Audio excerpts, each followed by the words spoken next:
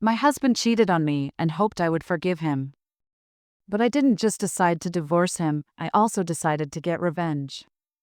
My name is Emily, I am 32 years old, and I live in a small cozy town in the south of America. My parents own a successful company, so I've never needed money. I have everything necessary for a comfortable life, a spacious apartment, a good car, and the opportunity to travel. But despite this, my life seemed boring and monotonous. Every day was the same: work, home, rare meetings with friends. I dreamed of something more, of true love and strong feelings. And then one day everything changed. I met Jack. It was at a party at a mutual friend's house. From the very beginning, he made a strong impression on me. Jack was 10 years older than me, tall, athletic, with a charming smile and deep green eyes. He had an amazing self-confidence that drew people in. We spent the whole evening talking about all sorts of things. It turned out we had a lot in common. A week after our first meeting, we started dating. Jack turned out to be exactly the man I was always looking for. He was caring and attentive, always making time for me, even when he was busy with work. I felt happy and secure around him. But soon I found out that Jack had serious financial problems. It turned out that he had recently closed his business, which had not made the expected profit. This left him with huge debts that he couldn't pay off. Seeing him worry about this was unbearable.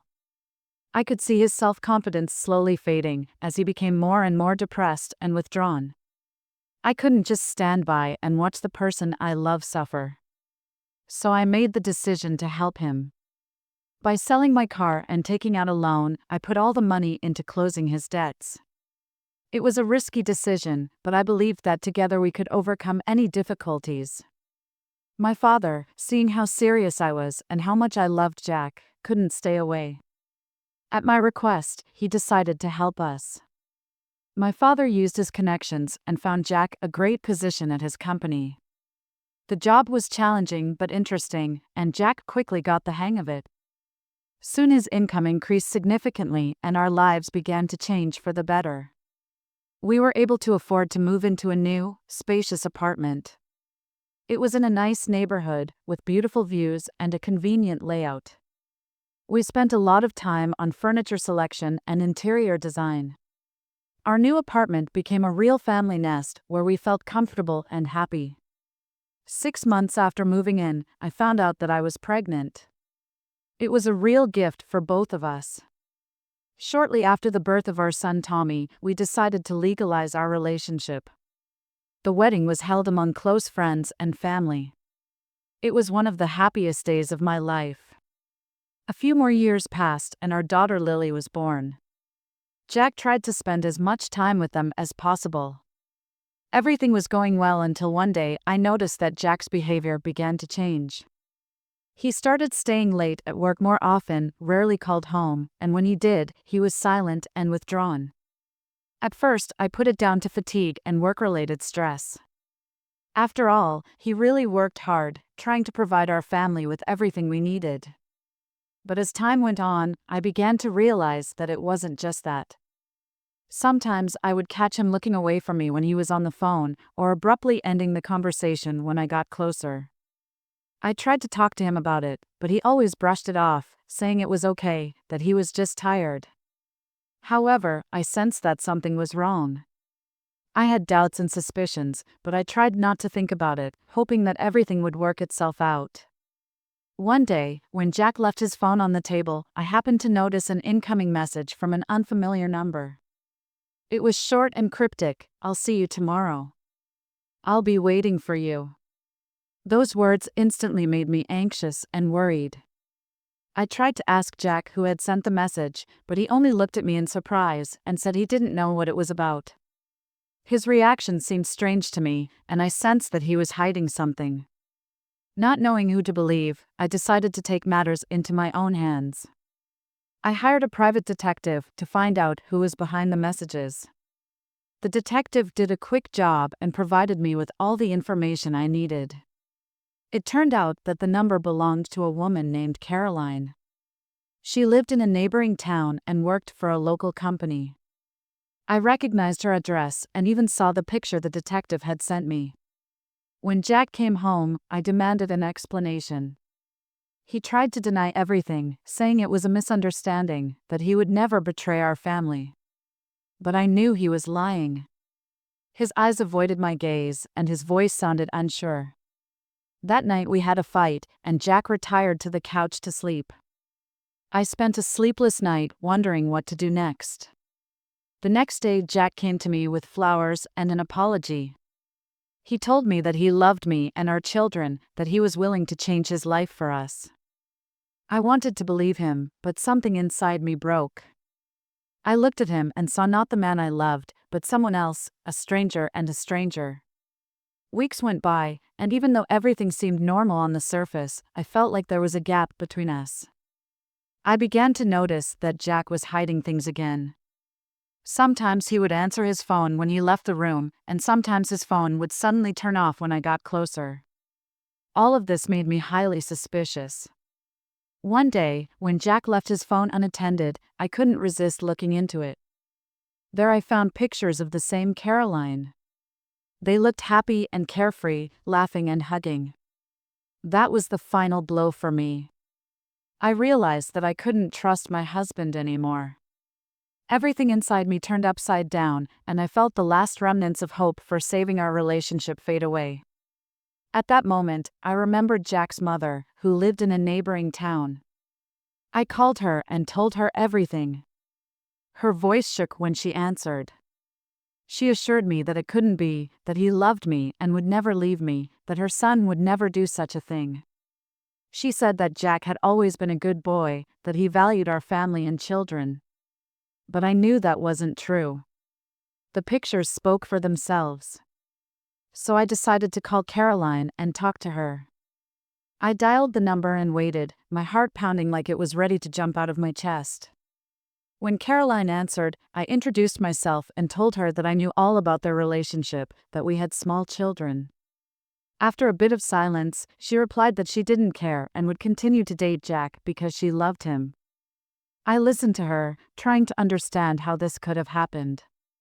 Her words sounded like a thunderclap. I couldn't believe that someone could be so selfish and insensitive.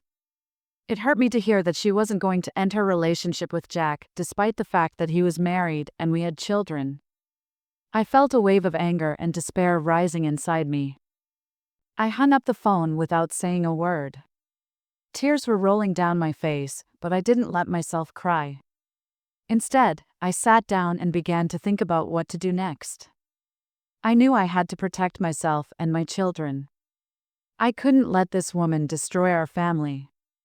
I had to find a way to stop her and make Jack see what he was doing. After that meeting, I came home with a heavy heart. I realized that I couldn't go on living like this. I had to make a decision. I fought long and hard and finally decided to let him go, but I was hungry for revenge. To begin with, I went to my father for help, asking him to fire Jack from the company. My father hesitated, but seeing my condition, he agreed.